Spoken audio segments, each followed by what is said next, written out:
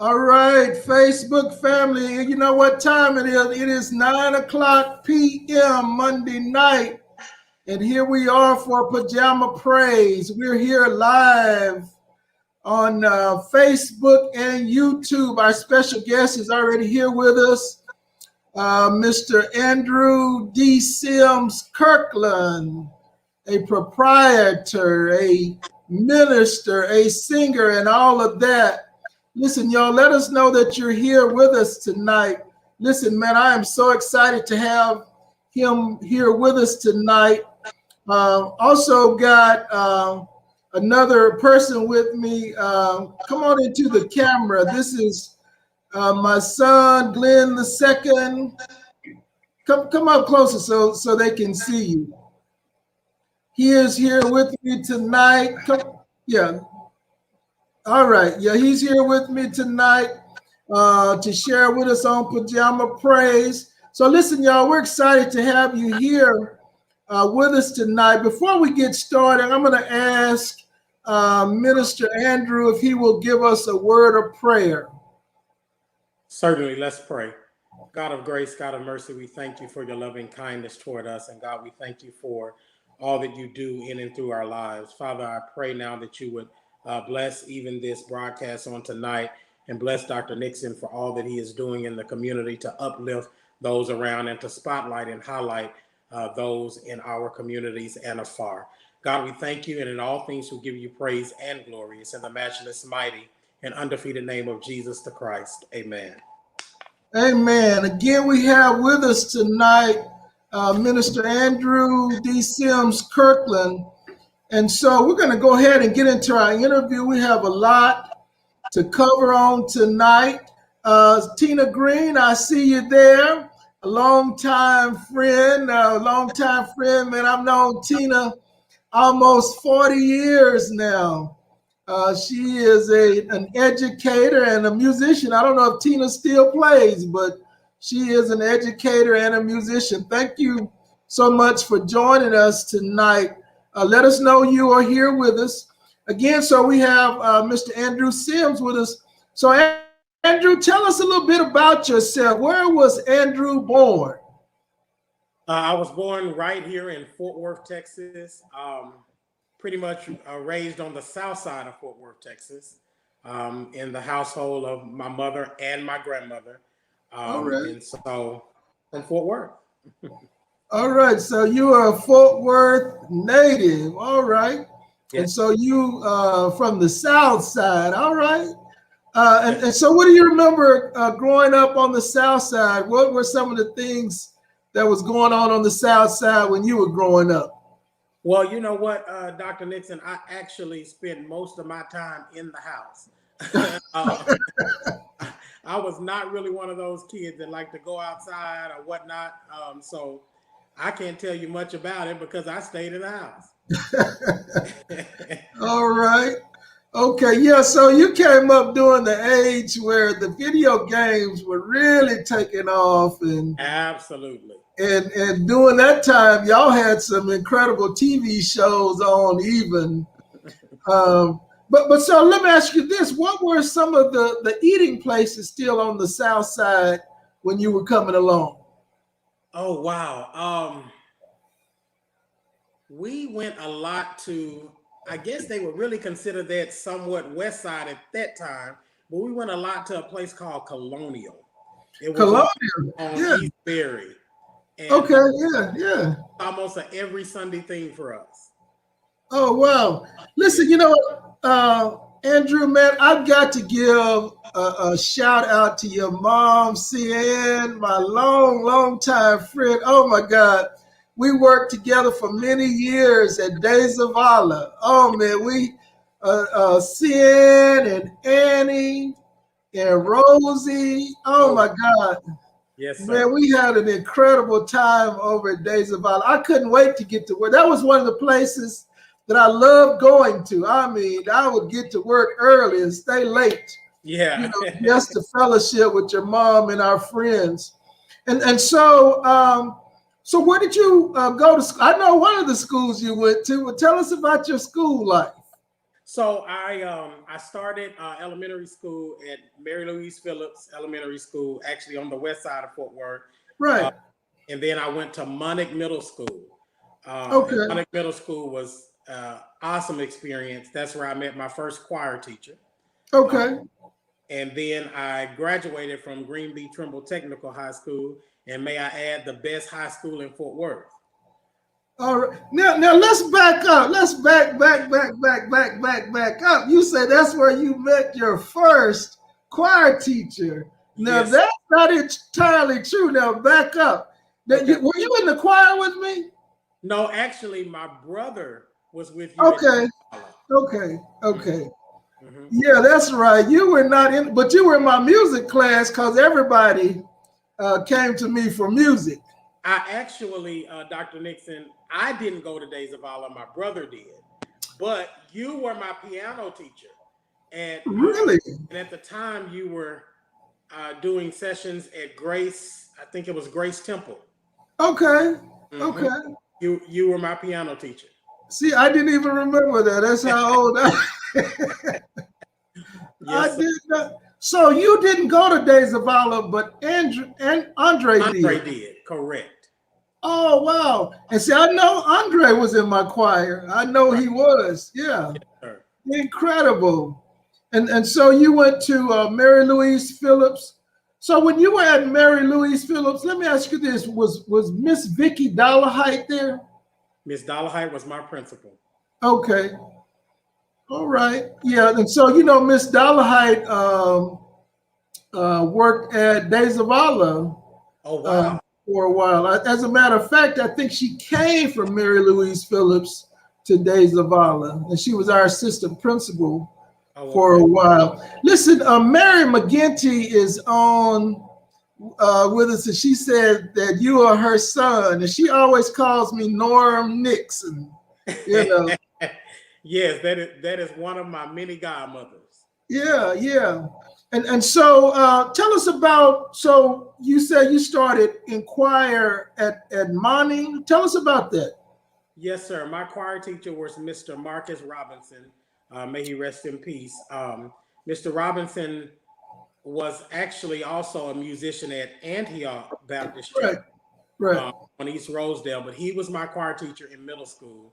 I had never been in a choir educationally. And so he was the introduction to that for me in the school system. Okay. Oh, man, listen, your fans are on here tonight. Dr. Tanya Cunningham said, hello, Dr. Glenn and cousin Andrew Sims-Kirkland. Yes. Oh, man, you brought out the celebrities tonight. They are here to hear your story. Listen, man, Marcus Robinson was an incredible musician. But you know what? He was an incredible person. I mean, a great guy. I mean, just a great guy. And I'm glad you had an opportunity to meet him and be influenced by him. Yes, sir. Yeah, he played a great role in the music in Fort Worth, in church music and school. And so when you left Monning, where did you go? I went to Trimble Tech. Trimble Tech. Okay. And Melanie Bivens was my choir teacher at Trimble Tech. Okay. Yes, Melanie Bivens. I went by Trimble Tech a couple of times and worked with her in her choir when she was there. And so y'all had concert gospel choir over there? Absolutely, yes, sir. Okay. And so at Trimble Tech, were you doing any solos, leading songs? I did. I cannot think of that song at this moment, but there was a song that was very popular during my sophomore and junior year. The Presence of the Lord is Here. Okay. That was the song, one of the songs that I led at Trimble Tech. That's one that really sticks out to me. And then, of course, I did UIL competitions as well, and I always was first chair in all of them. All right. As a matter of fact, it's funny you mentioned UIL. On tomorrow, my son Glenn, they are going to, I think the way they're going to do UIL this year, they're actually going to record the choir singing. Oh, wow. And so he's at I Am Terrell Fine Arts Academy, and so they're gonna put their tuxedos on and do the UIL thing. Yes, Man, sir. so that was a great experience for you to be in the competitions and display your God-given gift. Wow. Yes, sir. Absolutely. I loved it. And so you said y'all were doing The Presence of the Lord is Here. Was that your house number? Yes, sir. Y'all could get the house with that one. Yes, sir. All right. So were you in the choir all 4 years at Tech? Yes, sir. All 4 years. And Okay. it was right after my senior year that Melanie left. Okay. All right. Yeah, man. Melanie Bibbins was a great teacher, great motivator, very inspirational instructor. Yes, sir. And so during that time when you were growing up, so where were you guys attending church? So I grew up in the New Mount Carmel Baptist Church on East Rosedale. Pastor R.A. Tolliver was my pastor. I grew up under the tutelage musically of the late Tyrone Clemens. Yeah, Tyrone. Reginald Hemphill.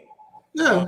They were our musician and choir directors. And in fact, Tyrone is the reason that I began to direct choirs.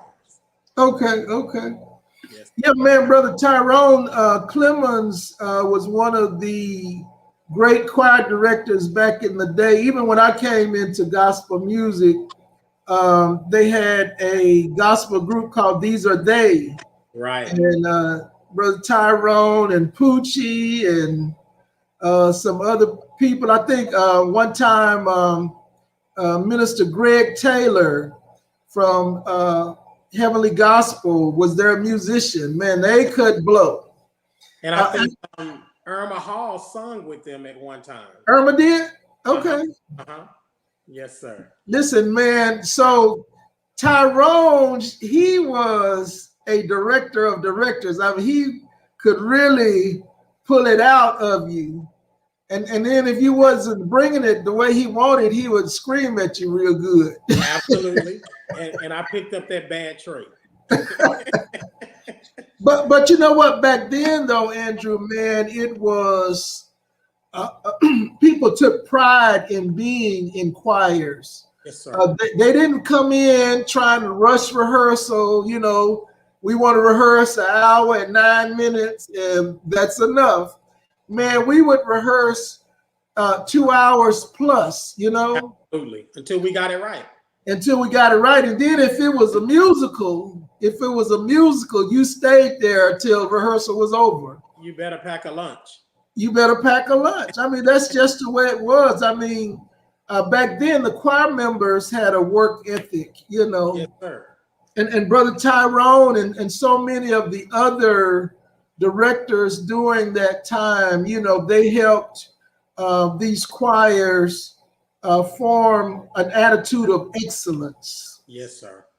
And so you worked with Tyrone and Brother Reginald. Brother Reginald is still around, isn't he? Yes, sir. Still playing. I don't think he's playing at a church anymore, but he can still make that organ talk just like ever before. Well, see, I remember Reginald from Mount Carmel. Wow. Okay. Yeah. Mount Carmel when Reverend Carson was there. C.C. Carson.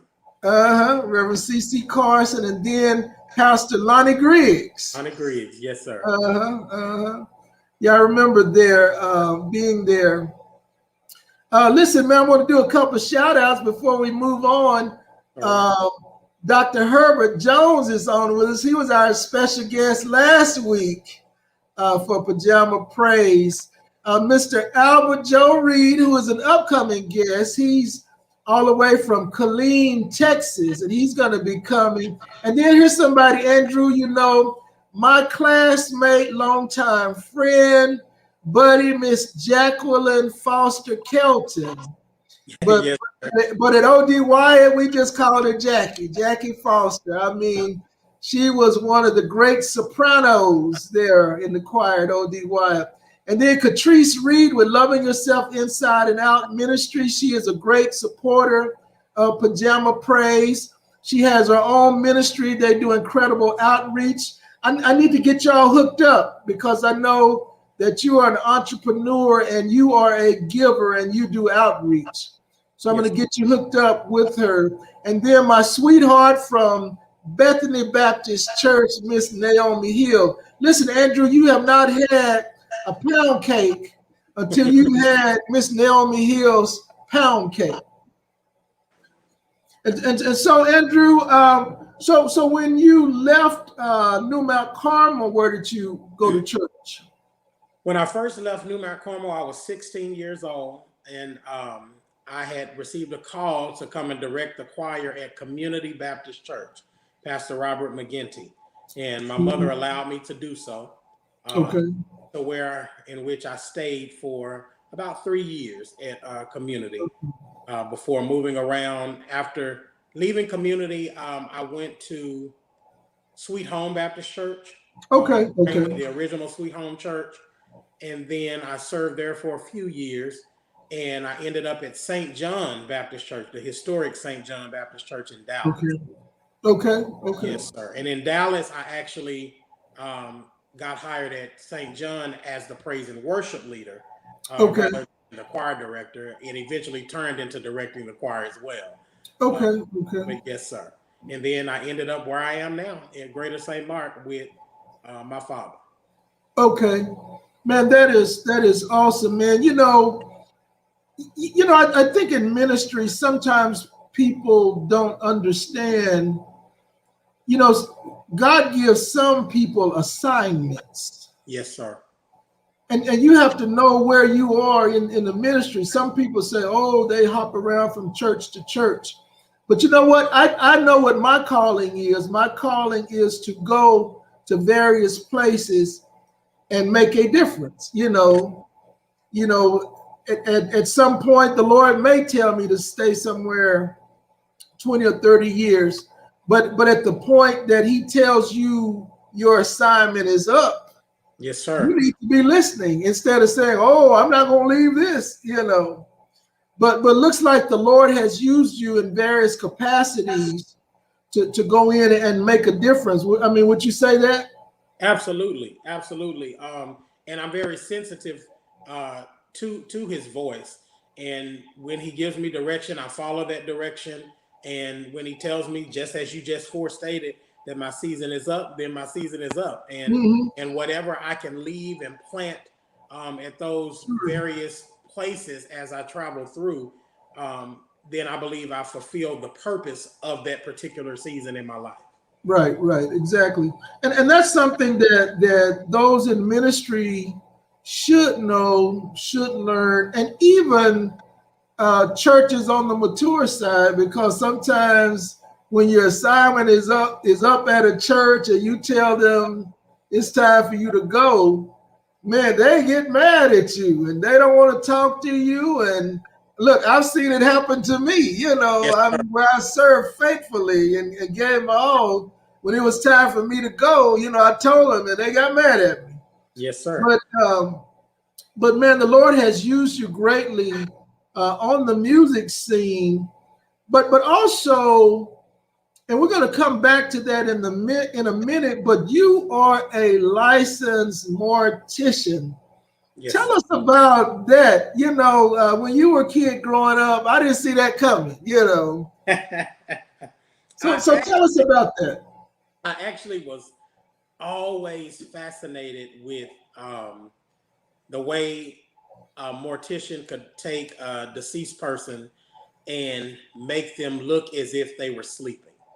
Okay. Very, very fascinating to me. One of my very vivid memories was my grandfather when he passed at the age. I was 13. He was 86 when he passed. And Dr. Gregory Spencer, the late Dr. Gregory Spencer, of course, he was our family mortician.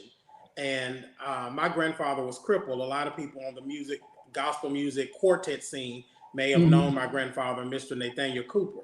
That was my mom's dad. But anyway, he was crippled all of my life and kind of slumped over. And Dr. Spencer, I remember him asking my grandmother and my aunt and my mom, do you want me to break his back and lay him flat? And I'm like, break his back, you know?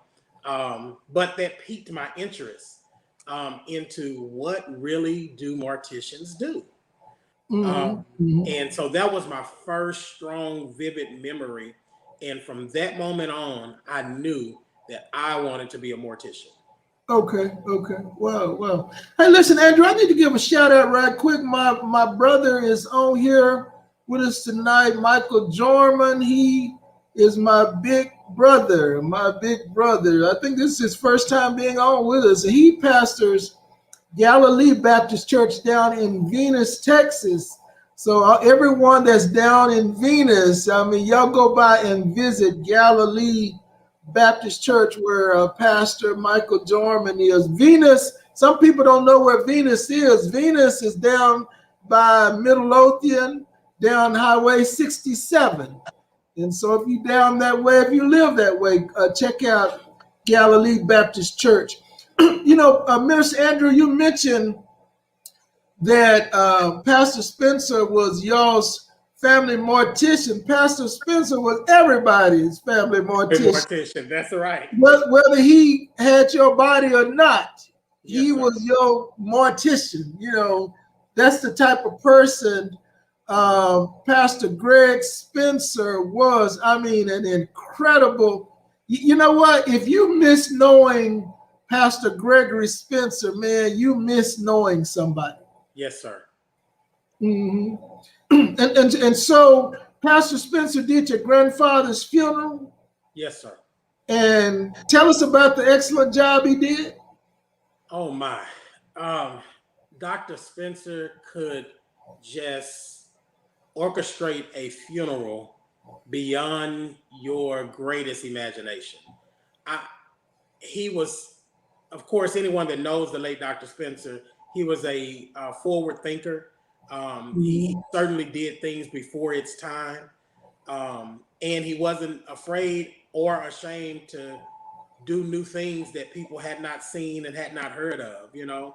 So for my family, there was never a time that we had a death during his lifetime that we thought twice or second about who we were going to call, because we knew that if whatever our wishes and desires were, if it was going to happen, Dr. Spencer could make it happen. So, I mean, just a phenomenal job with my grandfather and several other family members. Just a completely phenomenal job. Okay, wow. And so it was at that point that being a mortician kind of piqued your interest? Yes, sir. Yes, sir. Okay. And so after that, what steps did you take? I mean, what did you do towards becoming a mortician at that point? So it started out, my grandmother, she could not drive. And so she had a best friend that every Saturday, this best friend of hers, she and her best friend would get in the car and literally just go to different funerals. Well, I got stuck with my grandmother on the weekend. So literally we would be going to funerals of people we don't even know. Just so they could see what Mr. Spencer was going to do that day. And so that was kind of how I kind of got thrust into really going to those funerals, and I was able to see more. And I could almost describe to the T the meticulous moves that Dr. Spencer and his team was going to make, because I was literally going like every Saturday. Oh, wow. And as a result, when I graduated high school, I went to Dallas Institute of Funeral Service. Okay. So uniquely, I graduated high school a semester early. Okay. And so I graduated in January, and I literally started mortuary school in February, the very next month. And long story short, I did not complete mortuary school at that time. Coming right out of high school, I got up when I wanted to get up, and I didn't go when I didn't want to go, you know. But I was determined to fulfill what I wanted to do, and I ended up going back to mortuary school almost 11 years later. And when I went back, of course, I received my license to be a funeral director. You know what, Andrew, let me say something to that, because you know what? It took me 14 years to finish my bachelor's degree. And, you know, I went a semester, you know, completed 9 hours and dropped out. And then, you know, I started making money, you know, and, you know, the money was good. I was able to sustain myself, you know, and so I was doing good, and, you know, wasn't thinking about school until one day. I mean, just like that, it popped in my head to finish college. And I said this, my testimony is as yours to people that are listening. It is never too late to go back to school. In my master's program, we had a gentleman in our class, and I know this man had to be between 75 and 80 years old, you know. And so those of you that are wondering, is it too late or if you're too old to go back to school? It is not. It is not. So it took you 11 years to finish? Yes, sir. So let me ask you this. Tell us about, because I know it wasn't easy. What were some of the challenges you had? Of course, one of the major issues for me was financially. And so because funeral directing is a trade, so there's no government funding such as FAFSA or so forth. And my mother was pretty much a single parent most of our life. Though she was married, she was still a single parent, you know, if you will. Right. And so financially, I didn't have the finances to do what I needed to do. And so ultimately it took that long to be able to save and secure finances to be able to go back and complete what I had started some 11 years earlier. Man, but the Lord provided, didn't he? Yes, he did.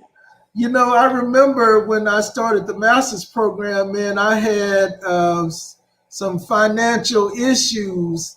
And I remember at the orientation, you know, Southwestern Assemblies is basically a predominantly Caucasian college. Yes, sir. But just so happened the director of finance at the college was African American. And here I was trying to figure out how I was going to pay for these classes in this master's program that I knew the Lord sent me there to take. And she said these words in that orientation. She says, "Where the Lord guides, the Lord will provide." Wow. That's all I remember about that orientation.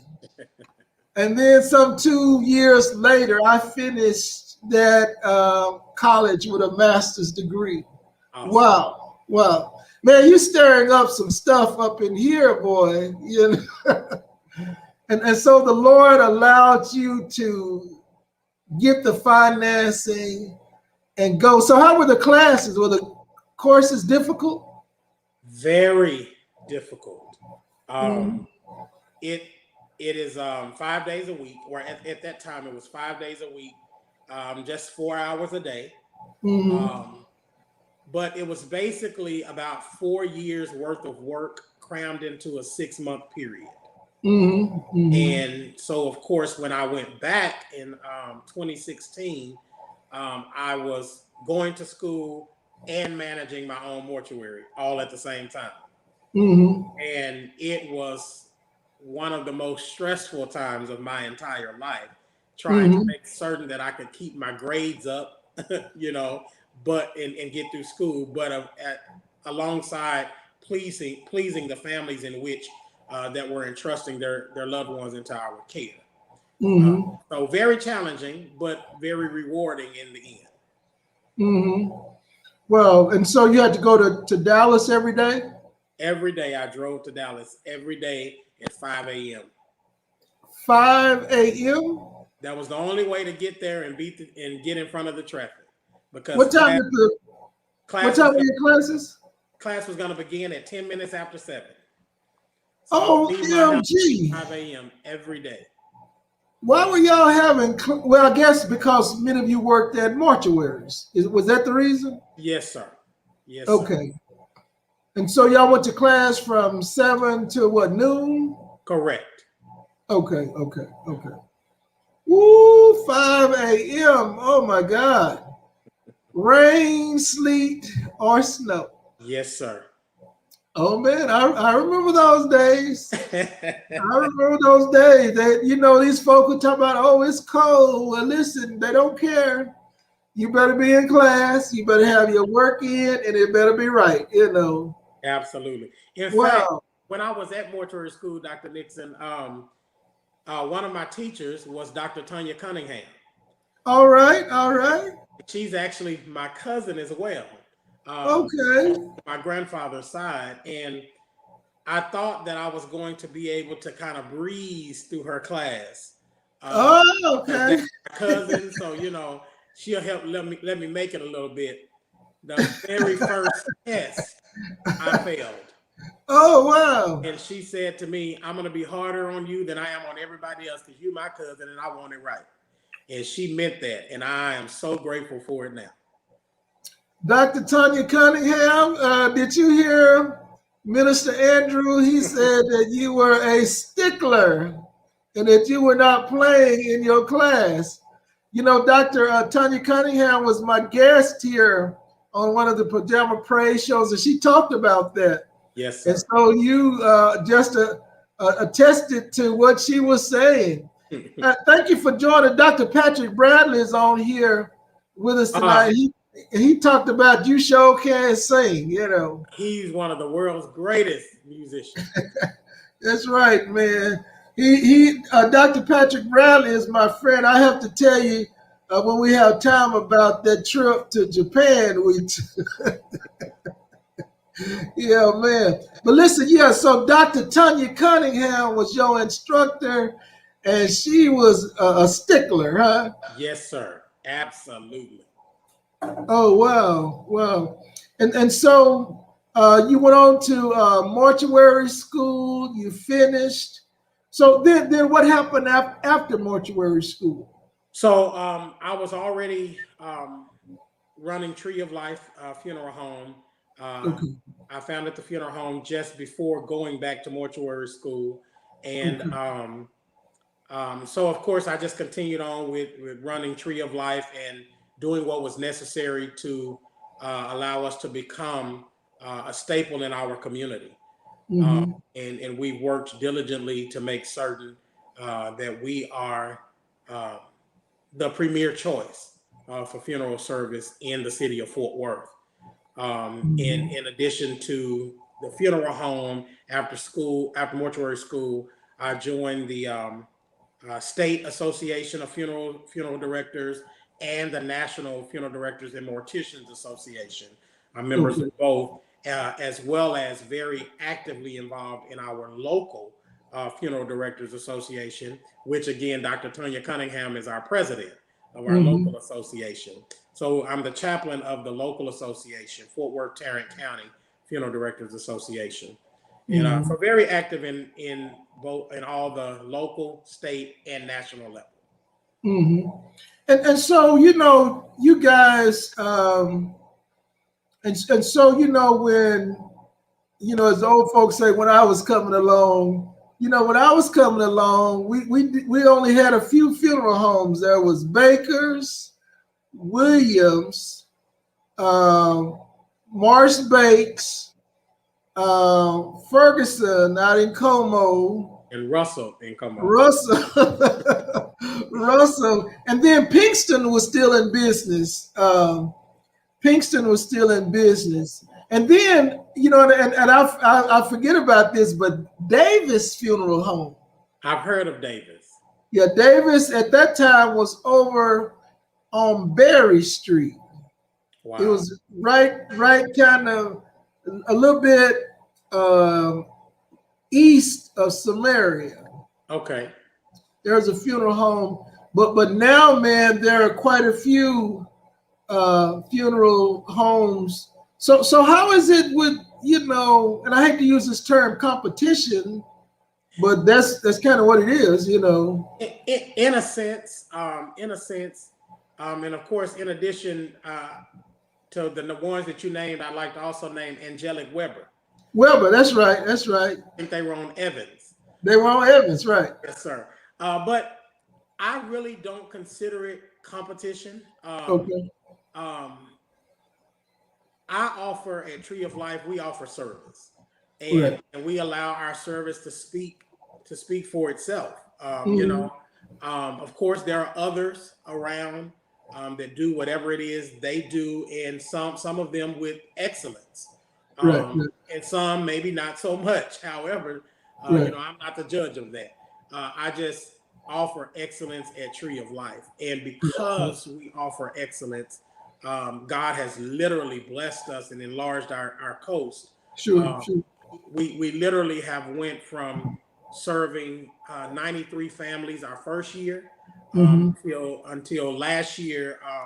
We peaked out at over 340 families that one year.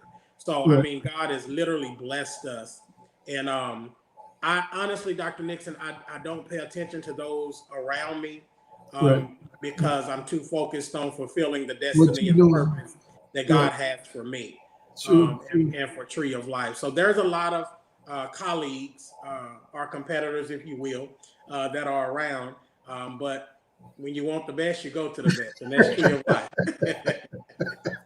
Right. And you know what? Last week when Dr. Herbert Jones was on with us, we talked about that spirit of excellence, the spirit of excellence, and the more I think about that, an excellent spirit will create or birth excellent work.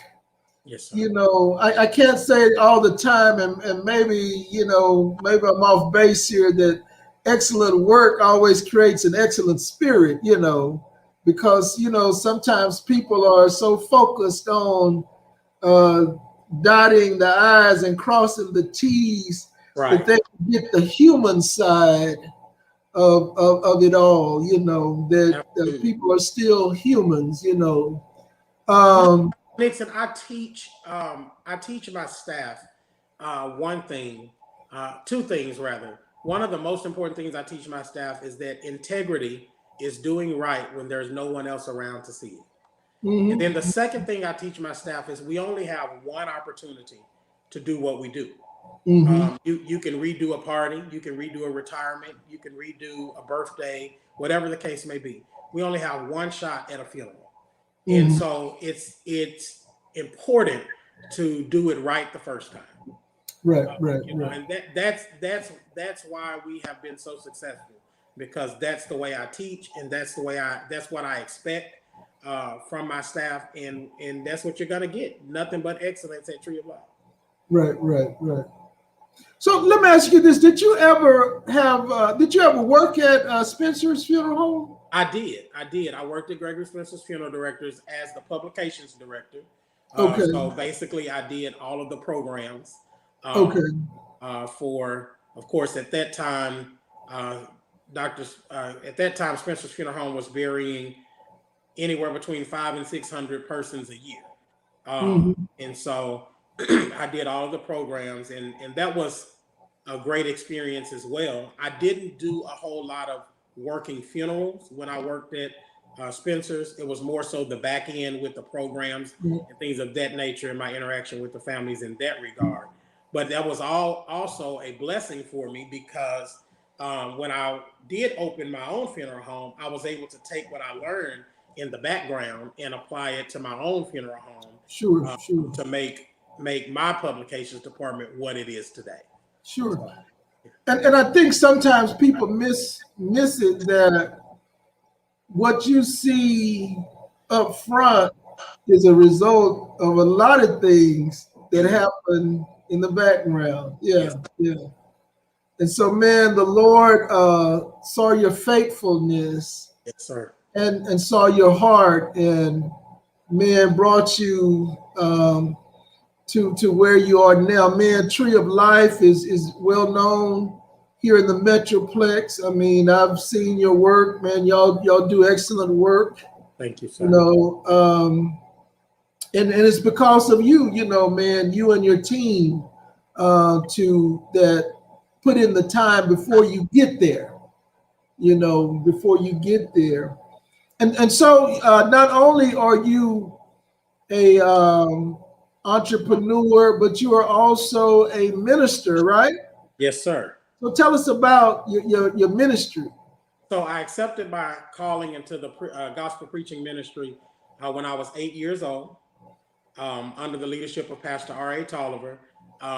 It was kind of a weird situation for me because I was a kid that I had began to really have these really crazy dreams where I was preaching, standing behind a podium in front of thousands and thousands of people, things that I just didn't understand. And as I began to share those things with my mother and in turn my pastor, I realized, or I was brought to the realization at that age, that I was being called to preach the gospel. And so ironically, I preached my first sermon on my 9th birthday. Oh, wow. October the 1st, 1995 at the New Mount Carmel Church, and have been preaching the gospel since. So I'm now 34, so you do the math. But yes, sir. So do you remember the title of your first sermon? I do not remember the title, but I remember the scripture, and it was John 3:16. All right. That's a good one. You can't go wrong with that one. Yes, sir. You cannot go wrong with that one. And so you preached when you were 9 at New Mount Carmel, huh? Yes, sir. Oh, wow. And so your ministry took off, and some years later, here you are. Not only are you a preacher, but as Dr. Patrick Bradley alluded to, you are a singer too. Tell us Yes, about sir. your singing. Yes, sir. That is my joy. Just as it blesses others, it first blesses me. That is my go-to when I just need peace and serenity in my own life. I literally just sing to myself to bring that peace and serenity for myself. So with the singing, of course, I had my own singing group at one time. Okay. And that was Emmanuel Ministries. I started that group at the age of 12.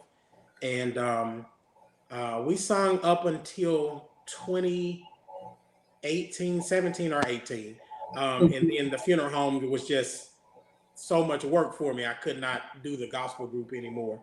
But I thoroughly enjoyed the years that I put into that. And now I just incorporate my singing into my funerals. Right. So I'm still able to minister to people through my singing, even at funerals. Okay. And so, you know, before we started the show tonight, I asked you, did you have a recording? You told me no. And so my question to you is, why don't you have a recording? Honestly, I have no answer for that. I have no legitimate answer for that. I've gotten asked that question millions of times, but I have no legitimate answer for that. And so, you know, where I'm going with this is since you don't have one, then maybe you need to get one, you know. Yes, sir. You know, one of the things I learned many years back in 1991, not 2001, I had the opportunity to go to Germany. And while in Germany, the people there they asked us what music was out in the States, you know, this was before the advent of mass media and social media, you know, where you can readily get songs and stuff. But I still know there is a need for songs, for recordings, for people to minister.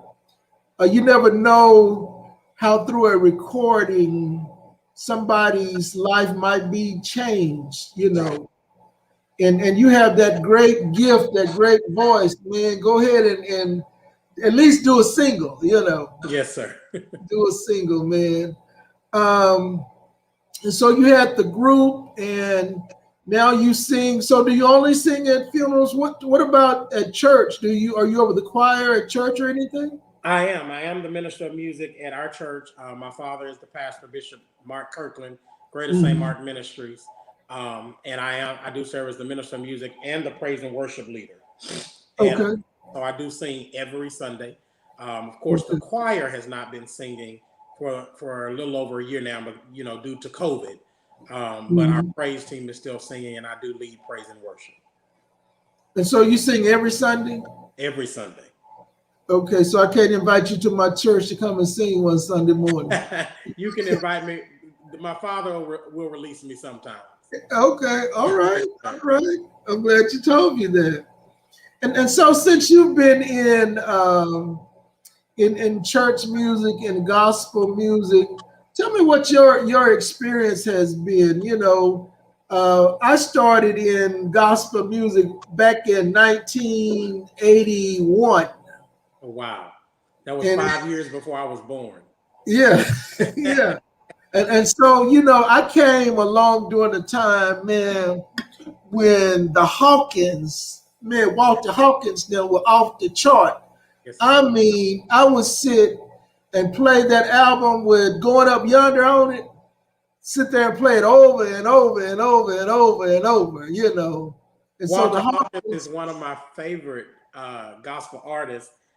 My favorite song from him was "Oh Happy Day." Oh Happy Day, yeah. Yes, sir. Yes, sir. And so when you came along in music, who were the popular artists at that time? Of course, Richard Smallwood. Okay. He was one of my favorites as well. That was during the era of Total Praise. Okay. Richard Smallwood, Walter Hawkins, John P. Key, of course. And then, of course, one of the mainstream artists that really was popular during my era of growing up was Kirk Franklin. His first group, The Family. Okay. And, so, of course, he was very instrumental in my music and what I listened to and what I gleaned from. And so I was going to ask you, so you have had the opportunity to share the stage with several of the well-known artists. Tell us who some of them are. Of course, Fort Worth locals, Fort Worth legends, should I say. Pastor Darrell and LaTonya Blair. Of course, Kirk Franklin himself. Madam Tommy Young West. Yes. Who we all call Aunt Tommy. Yeah. Of course, one that we mentioned earlier tonight, the Dr. Patrick Bradley. Dr. Patrick Bradley. Yes, sir. Standing in the need of a blessing. Absolutely. And then I've gotten to share the stage with a Fort Worth legend by the name of Dr. Glenn Nixon. Oh, wow. Yeah, awesome gifts. And even Miss Jewel Kelly. Jewel Kelly. And my absolute favorite, Miss Cornice Wells Cannon. That's right, man. Miss Cornice Wells Cannon is our sweetheart, man. And so, man, I really love your spirit, man. You have a great spirit. I mean, you don't mind giving of yourself. Where did you get that spirit of hospitality? Where did that come from? I would have to say my mother. My grandmother's house growing up was like the community house. So between my mom and my grandmother, if you needed a place to lay your head, if you needed a shirt to put on your back, you can get it from my mom and my grandmother, And so I think that spirit just kind of rubbed off on me. And I'm a strong believer that in order to receive, you have to give. My grandfather used to say it like this: a closed hand can't get anything in it and can't get anything out of it. So I just believe in the laws of sowing and reaping. And so I believe that when I sow to good causes or to those who are in need, I believe that is the reason that God has blessed me the way that he has. because even when I didn't have, you know how I grew up in church like yourself, and so you know how you grew up in church and you go to those services and they do these offering lines or whatever, and I grew up in the era where when I know I didn't have it to give, I got in those lines because I was expecting that if I gave with faith, God was going to give the increase. And Dr. Nixon, he has done that beyond what I could ever imagine. He has blessed me way beyond I could have ever imagined. Wow, man, that is a great testimony, and some of us needed to hear that testimony tonight, man. God is faithful. You know, I live by this promise. The Lord will provide. The Lord will provide. I can't remember a time when He has not provided. But again, as you say, man, you know, when you walk in faith, I mean, and just keep believing, you know, as the old folks say, by and by, you know, the Lord will, whatever you petitioned Him for, you'll see it come to pass. You know, I wanted to ask you this. I mean, you're still a really young man. And so, you know, as gospel music, let's go back to gospel music. As gospel music is evolving, what is your take as a young person on present day gospel music? Just to be frank, I don't care for it. I come from the era where choirs sung in parts. And most of the gospel music that's out now, everybody's singing in unison, and I mean, there's no real message for me in gospel music. I come from the devotional era, and I've watched gospel music go from the whole "God me, oh, thy great Jehovah," you know, to "How great is our God," you know. So I've seen that evolve from devotion to praise and worship, from choirs to ensembles, and I don't particularly care for the direction in which it seems to be going. I'm like this: bring back the choirs, you know, bring back the choirs. So there's a few still on the scene, but not like it used to be when you had the Chicago Mass and the Florida Mass and the Mississippi Mass and the Mississippi Children's Choir. You know, those days are over. You know, and I thank God for those who still hold those days near and dear, and still some of these musicians nowadays, some of the younger musicians coming up, can't even play a hymn. You know, look, some of the older ones can't either. let me put that out there. Oh, I've heard some old ones butcher some hymns. You know, that is terrible. That is the foundation of gospel music. You know, and so I miss those days. Sure. And you know, and I think you know, to bridge the gap, you know, some of you younger musicians, music professionals, you know, can get with some of the older seasoned people. Now, you know what? I'm gonna be honest about something. I don't know that I ever cared about devotion. You know, it was depressing. You know, those metered hymns. You know what? Now, every now and then, at my church, we will do the metered hymns. We'll pull out "God me, oh thy great Jehovah." "God me, oh thou great Jehovah," and I love the Lord. He heard my cry. You know. Sir. You know, every now and then the Lord will call for that. I don't know if He calls for it every Sunday. I hear you.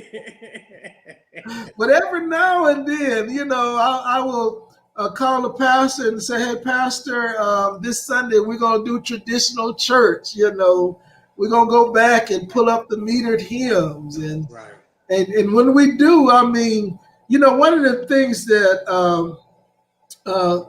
Cornice Wells said to me years ago, and I never forget it. She says that churches need a well blended diet of music. Give them some of everything, because you have different people there with different appetites. Yes, sir. All that we do, God should get the glory. Elder Jeffrey LaValle said this several weeks ago when he was on the show. He says that our worship should Jesus or God should be the object of our worship. And so that should come through in our singing. And musicians like you, young people like you, who are kind of in between, because although you are a younger musician, you came up at a time when you remember the old choirs, Let me ask you this, and I just thought about this.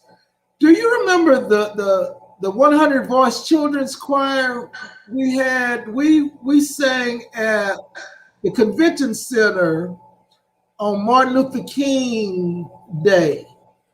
I do not. And I put together, and it wasn't actually 100 voice, it was 120 voice choir. And I was wondering if you and Andre sang with us. And we rehearsed at Rising Star. I remember that vaguely, but I know I didn't sing. I can't attest whether or not Andre did. Okay. It depends on kind of what year that was, because as Andre got a little older, he kind of got away from singing, which is a good thing. But no, I'm not sure if Andre did or not. So what is Andre doing now? Andre is actually in the funeral business as well. Okay. Andre worked for Gregory Spencer Funeral Directors for some almost 20 years. I know, yes. And now he's at the Tarrant County Medical Examiner. Oh, wow. So he's still in the industry of mortuary. So he can still do programs, because he used to, oh my God, he could do a program.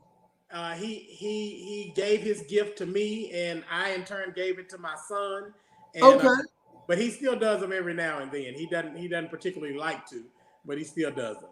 Oh wow, man, that is awesome. So let me ask you this: you're still a young man. You're not even 40 yet. You're not even close to 40 yet. So what are some of your aspirations? What are you doing currently, and what are you working on towards the future? So I tell people all the time, I work as hard as I do now, because my mom and people around me is always saying, you work too much. But I work as hard as I do now because my goal is to retire when I'm 45. Oh, wow. Okay. That's about 11 years from now.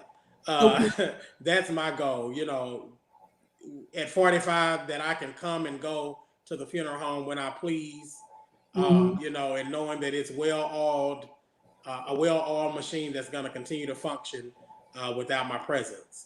And so that's my goal as it relates to that. I want to someday teach at the Mortuary College and share my expertise with those who are going through school. More so about what it's really like in the real world, because one of the things that I can say, and many that have been to mortuary school, this is probably their testimony as well. What we learn in mortuary school is not even a fraction of what we really deal with in the funeral home. They teach us the logistics, you know what I'm saying, right, of mortuary school. But so I want to someday become a teacher for the mortuary school, and also want to. I have dreams of serving in leadership roles on the state level and national level of mortuary service. And so you're working to retire early. Wow. Yes. Well, and so, man, COVID, man, COVID has given all the funeral homes quite a bit of business, unfortunately. So how have you fared, physically and mentally during COVID? Dr. Nixon, when COVID first hit in February, March, so to speak, of last year, I was one of the first in our general area, I suppose, that ended up contracting COVID. And it was a very, very scary thing. I literally thought that I was going to die. Oh, wow. Wow. And I mean, it was so bad that I literally refused being admitted into the hospital because, of course, as we all know, that at that time, almost everyone that was going into the hospital was not coming out alive.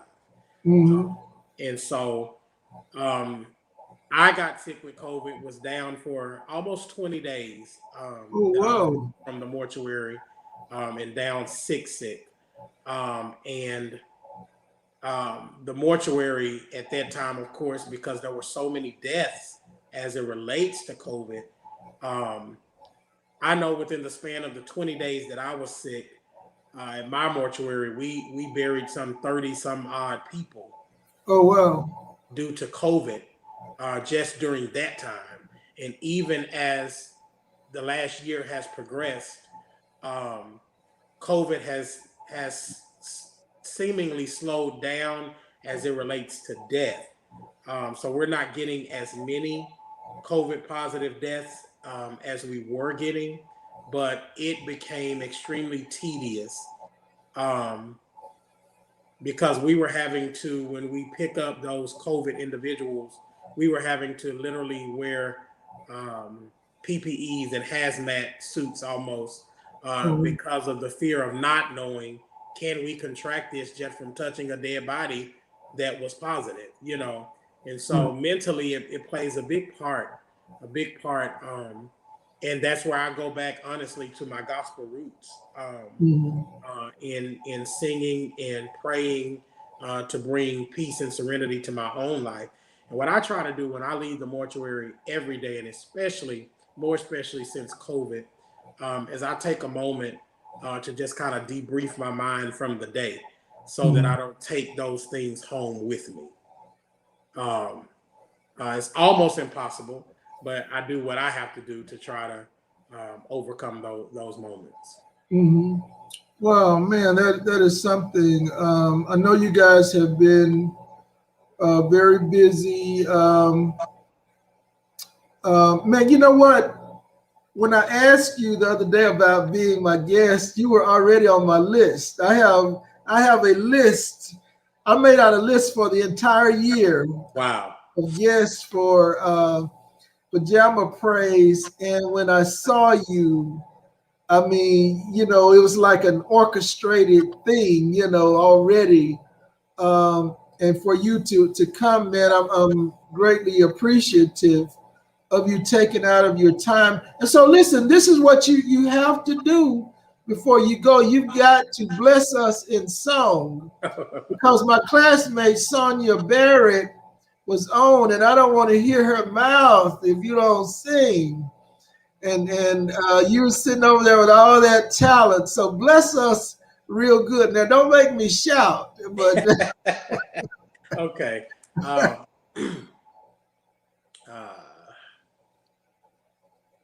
Somewhere in outer space, God has prepared a place, and it's for them who will trust Him and obey.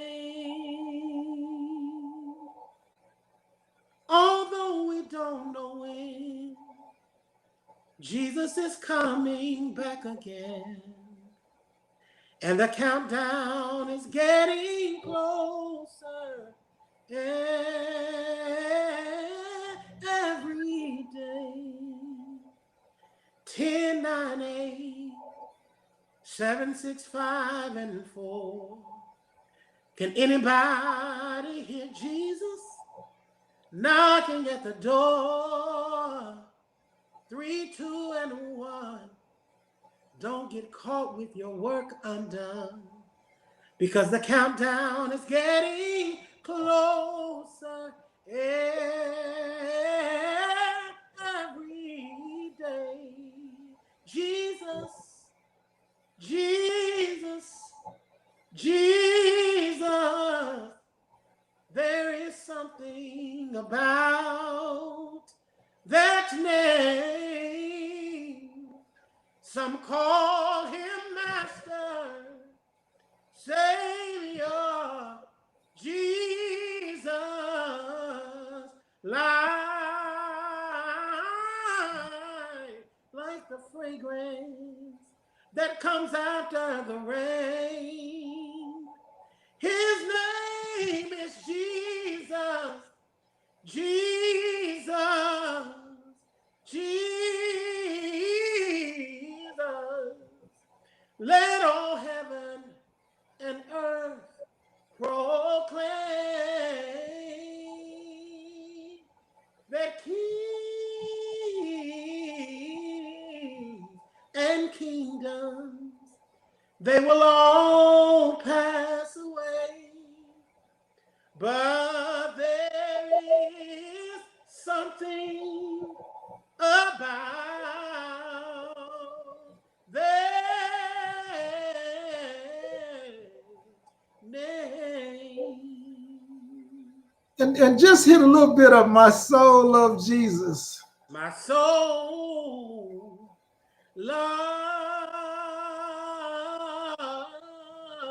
loves Jesus. Yeah, yeah, yeah. My soul loves Jesus. My soul loves Jesus. Mm-hmm. Bless his name. Mm-hmm. My soul loves Jesus. My soul loves Jesus. My soul loves Jesus.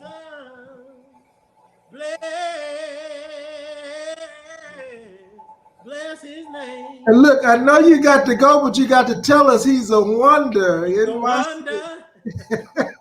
Yes, he is.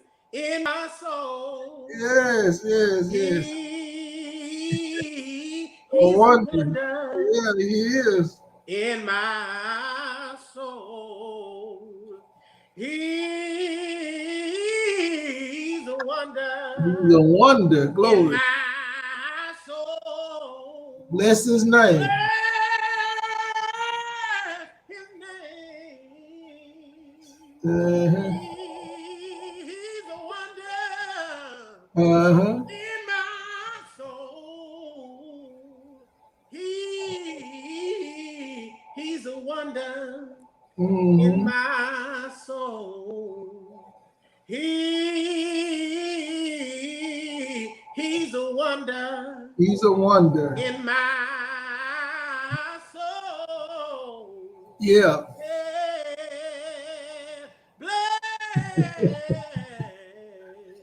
Bless his name. Yeah, yeah. All right. Listen, boy, the oil is beginning to run. Listen, man, the cherubims and the seraphims, I see them, you know. Listen, man, look, now y'all go to sleep on that. Listen, man, boy, you have an incredible spirit, man. You have an incredible gift. Man, the Lord is going to take you higher. He's going to continue to enlarge your territory. You know, he's going to open some doors. He's going to shut some doors. You know, he's going to bring people in your path that will be a blessing to you. He will bring people in your path that you will be a blessing to, you know. And man, thank God for your life. Thank God that I had a small part in your life, you know. And man, thank you just so much for being here. Thank you for blessing us tonight. Man, your testimony is awesome, you know. Sir. I mean, great testimony. Um, you have a closing thought? I want to say thank you to you for the opportunity to even share who I am, what I do, and what God has done for and through me. I'm ever grateful for even your imprint that you put on my life at an early age as it relates to music. You are a excellent musician, Oh, and God bless you. and I'll never forget the things that you taught me. One of the songs that you taught me, and it's probably one of the only songs I can still play a little bit. And you taught me the chording to "What If God Is Unhappy with Our Praise." You never remember that, but I'll never forget it. But it was because of people like you that I've become what I've become as it relates to gospel music and as it relates to just an adult, period. And Sure. I'm grateful. And thank you for this platform. Sure. I think I speak for all those who have been on and those who will come on. Thank you for this platform to share our story. You know what? At some point in time, I've got to get you, Dr. Tanya Cunningham, on together. You know, we're going to talk about grief again. She told me that she would come back. And then Sister Rolisa Rogers, I see you there. Listen, you need to give me a call. I need you to do something. So, Sister Rolisa Rogers, I need to get you and Dr. Tanya Cunningham on, Minister Andrew. You know, with people passing away, you know, there is a lot that we don't know when it comes to how to plan a funeral, what we need to do, what is acceptable, what is unacceptable. Absolutely. And so will you come back and educate us? I'll be more than happy to do so. Okay, let's set that up. And Sister Dr. Tanya said, okay, we're going to do that. We're going to bring you two on together. Listen, y'all, again, thank you for coming, Minister Andrew Sims-Kirkland. Listen, y'all, for the month of May, man, the Lord put this in my spirit. It is in the works. So Memorial Day is in May. I'm not sure which Monday it is. But for the month of May, there are 5 Mondays. We're going to spend the month of May commemorating those in church music, choir directors, musicians, singers that impacted our lives. I already know on May the 17th, we're going to commemorate Paul Bigham. Paul Bigham was my mentor. Paul Bigham mentored me in gospel music. I had the opportunity to serve with him. We're going to be on Paul's sister from Houston is going to be our guest. Dr. Laverne Reed, pastor of Warren Avenue Christian Church in Dallas, is going to be on that night with us. And Dr. Mackie Spradley is going to be back with us as we commemorate and talk about Paul Bigham, who was my mentor and friend. On the 24th of May, Gerald Wright, we're going to give honor to the life of Gerald Wright, who was the first business manager for Kirk Franklin and helped that movement. And he was the business manager for David and Tamela Mann and many other gospel artists. Gerald Wright was my personal friend, of my very, very close friend and confidant. And his wife, the minister of music at Grace Temple, Lee Jackson, his wife and children are going to be on with us, and we're going to give memory to Gerald. Rolisa Rogers, we need to decide which night we're going to talk about Sister Laura Rogers. You can't talk about gospel music in Fort Worth or this country. I know we have Mahalia Jackson and some of the other people, but Sister Laura Rogers, listen, y'all, Lisa, we need to get together to commemorate Sister Laura Rogers. And so we're going to do that in the month of May. Also, Mr. Dwight Okinawa Taylor. Wow, Dwight Taylor. Dwight Okinawa Taylor. We're going to give tribute to him. We're going to save that last Monday. It's going to be an open forum. I'm going to allow everybody. I don't know how I'm going to get everybody on, but I'm going to allow everybody to come and talk about their favorite musician, singer, or choir director that impacted their lives. I think it's important that we do not forget these people. You know, we cannot forget those who paved the way for us, those who taught us. You know, they're the ones who taught us excellence. You know, they're the ones who taught us musicianship. I mean, they were great people that we should never forget. And so for the month of May, Pajama Praise, that is what we're going to be doing. And I know at some point during the month of May, Minister Andrew will be back as a part of this. And so listen, y'all, we'll see you here on Pajama Praise next week at 9 o'clock. Next Monday at 9 o'clock as we start our month of memory, as we give honor and commemorate those who have paved the way for us. Again, thank you, Minister Sims. Thank you, Facebook family, for joining us tonight. Glenn, come here again. My co-host tonight, he's been behind me keeping up some noise. But this is Glenn II. He thinks that because he is taller than me, lean down so they can see your face. He thinks because he's taller than me, you know, that I won't put hands on him. But he'll catch these hands. You hear me? Yes, sir. You know? But he is a fine young man that is doing some great things. You need to hear him play, Andrew. He can tickle the ivory, and I didn't teach him anything. He has the gift. Tomorrow they will be performing for the Interscholastic League in music. And so we're just happy that he's doing well. You know, we own him about keeping his grades up and everything. But I want to thank him for being here to help host tonight. And so listen, y'all have a good night. Thank you. That's my soul loves Jesus still stirring in my spirit. Still stirring in my spirit. But listen, y'all have a good night. And y'all be safe out there. Listen, go and vote. Go and vote. Go and vote. Vote, vote, vote. And if you have not had your COVID shot, go and get your shot. Take care of yourself. All right. Good evening, y'all. Good night.